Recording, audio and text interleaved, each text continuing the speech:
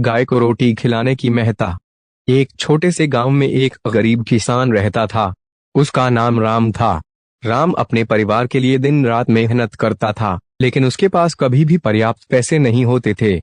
एक दिन राम ने एक संत से मुलाकात की, जो गांव में आए थे।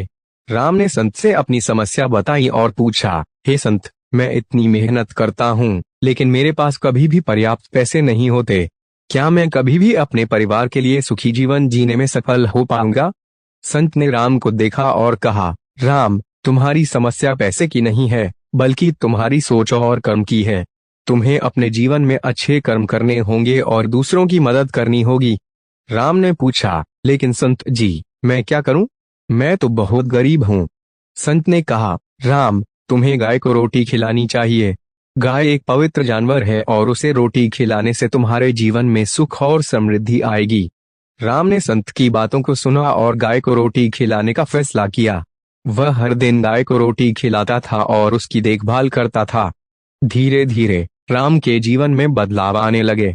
उसके पास पैसे आने लगे और उसका परिवार सुखी जीवन जीने लगा। राम ने देखा कि गाय को रोटी खिलाने से न केवल उसके जीवन में सुख आया, बल्कि उसके परिवार के लिए भी सुख आया।